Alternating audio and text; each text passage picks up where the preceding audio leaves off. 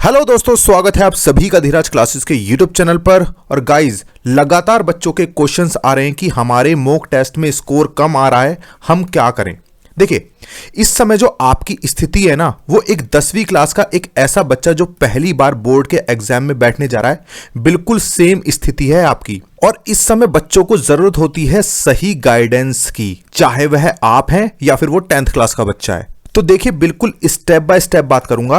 अगर मैं देखूं तो लगभग 2 से 3 महीने में आपका नोटिफिकेशन भी आ गया, आपका सिलेबस भी चेंज हो गया और आप सभी लोग 1 महीने के शॉर्ट नोटिस पे अभी एग्जाम के लिए अपीयर होने वाले हैं। और बहुत अच्छी बात है कि बच्चों ने सिलेबस कंप्लीट कर लिया है और वो अब अपने मॉक टेस्ट अटेम्प्ट कर रहे हैं। और इस समय सबसे बड़ी दिक्कत ये आ रही है कि हमारा स्कोर कम आ रहा है। भाई देखो, आपको टाइम कितना मिला है?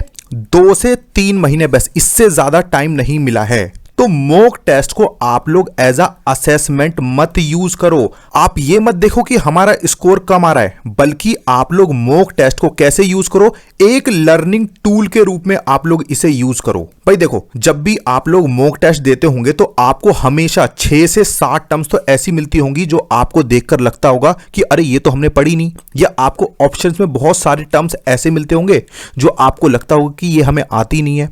तो आप सबसे पहले तो उन टर्म्स को देखो और पहले तो परेशान होना बंद कर दो कि आपका स्कोर कम आ रहा है। भाई पेपर में वो सारे क्वेश्चन नहीं आने वाले जो मॉक टेस्ट में पूछे जा रहे हैं, लेकिन फिर भी आप उसे लर्निंग टूल के रूप में यूज करें। आप वो सारे टर्म्स को लिख लें जो आपके क्वेश्चंस गलत हुए हैं या आपको आते नहीं है। अगर आपको, मैं कह रहा हूं कि अगर आपको 1 साल का टाइम मिला होता और आप 1 साल से तैयारी में हैं, सिलेबस चेंज ना हुआ होता, मैं कहता आप लोग पक्का परेशान हो और आपको परेशान होना चाहिए। लेकिन 1 महीने का टाइम मिला है। तो सबसे पहली बात बच्चों, सबसे पहली, आप बिल्कुल भी परेशान मत हो। इसे सिर्फ और सिर्फ आप अपने लर्निंग टूल के रूप में यूज करो, ठीक है? अब परेशान बिल्कुल भी मत होना, ना मुझे मैसेज करना। सेकंड थिंग, आप लोग डेली मॉक टेस्ट मत दीजिए, आप 2 से 3 दिन में मॉक टेस्ट दीजिए। लगभग एग्जाम से पहले आप लोग मिनिमम 10 मॉक टेस्ट तो दे दीजिए और उसमें ऐसे टर्म्स देख लीजिए जो आपको नहीं आते हैं और आप उन्हें थ्रू गूगल्स एंड यूट्यूब से देख लीजिए, ठीक है जी। तीसरी, एक कोई भी जब हमारे सामने समस्या आती है उसकी एक साइंटिफिक अप्रोच फॉलो कीजिए कि हमारे सामने दिक्कत क्या है। तो दिक्कत यह है कि हमारा स्कोर क्या आ रहा है? कम आ रहा है। क्यों आ रहा है? तो इसके लिए आप बिल्कुल इसको डिटेल में जानने की कोशिश कीजिए, अपने लेवल पे एनालिसिस कीजिए कि आपका किस सब्जेक्ट में स्कोर कम आ रहा है।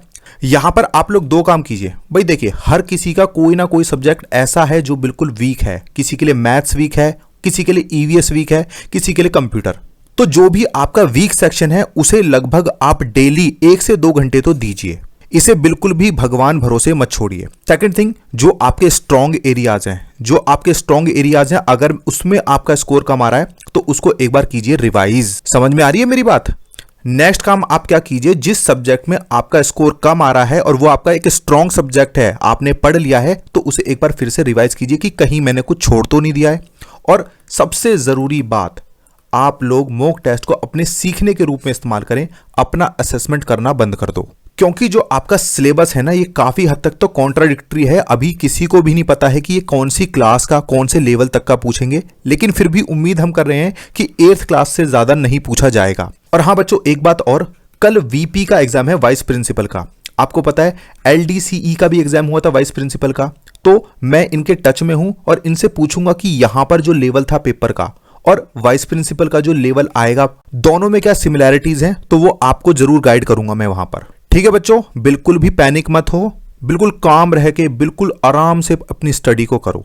और फिर भी अगर कोई डाउट है तो मुझसे कमेंट सेक्शन में आप लोग पूछ सकते हैं। Thank you so much guys.